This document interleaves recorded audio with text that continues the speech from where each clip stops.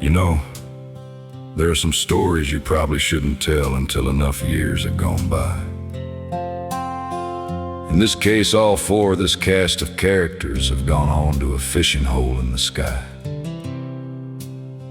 This one happened back when Lake Travis was still wild, when Smithwick was just a little country community, and folks measured time by fishing seasons instead of calendars. Now, I reckon the statute of limitations has finally expired. This story comes from Kenny's own words. Way down the Colorado River, where the big old yellow cats roam,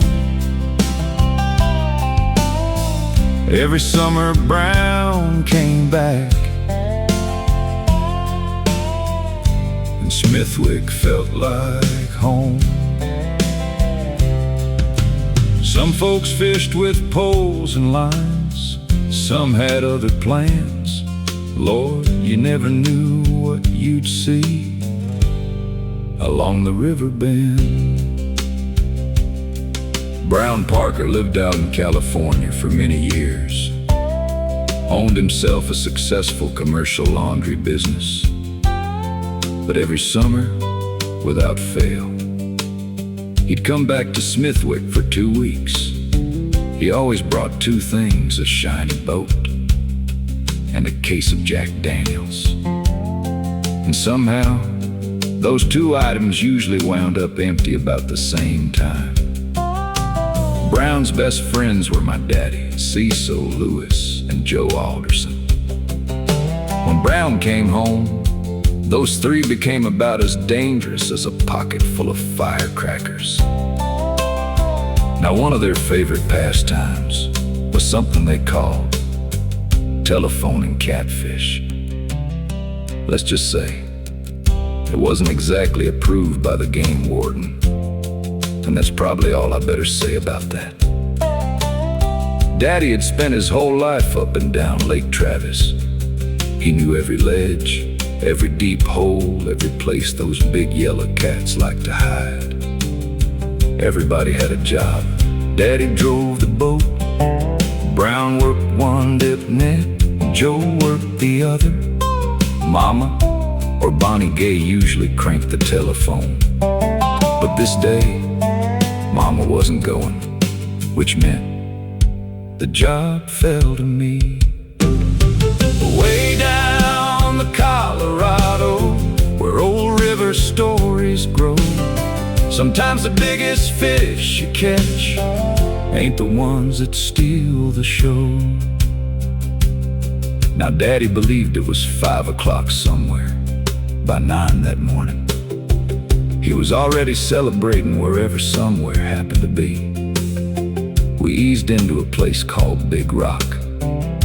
Daddy wrapped the wire around an old landmark buried 20 feet underwater, looked over at me, and simply said, "Start cranking." So I cranked and cranked. Then I noticed across the river, about 150 yards away, 5 black gentlemen sitting on 5-gallon buckets, quietly fishing with poles. Didn't think much about it until about 3 minutes later, the river started talking. First came the bubbles, and here came the fish. Big fish, little fish, 5-pound fish, 40-pound fish, floating everywhere.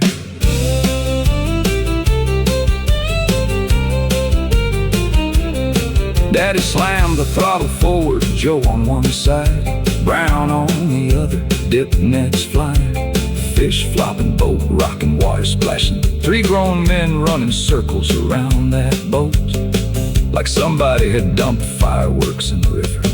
Meanwhile, my job was finished. Lowest man on the totem pole gets the best seat in the house.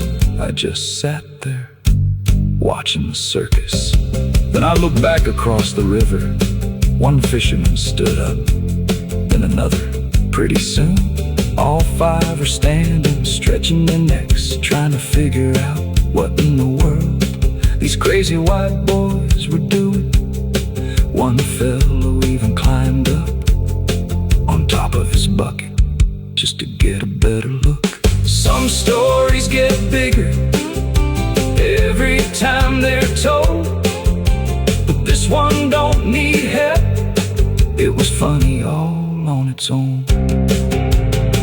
By the time it was over, the bottom of our boat was completely covered with catfish.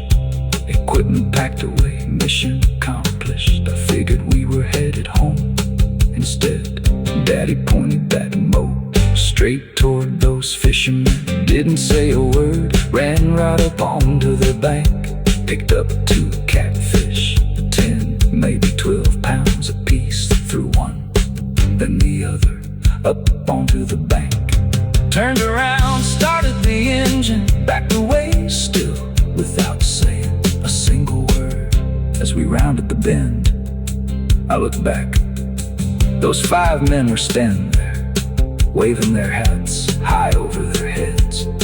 And I've often wondered if somewhere on a front porch in East Austin, there's still a couple of old gentlemen telling their grandchildren about the day they went fishing near Spicewood and watched 4 crazy white boys catch a boatload of catfish way down the Colorado, where old memories still float.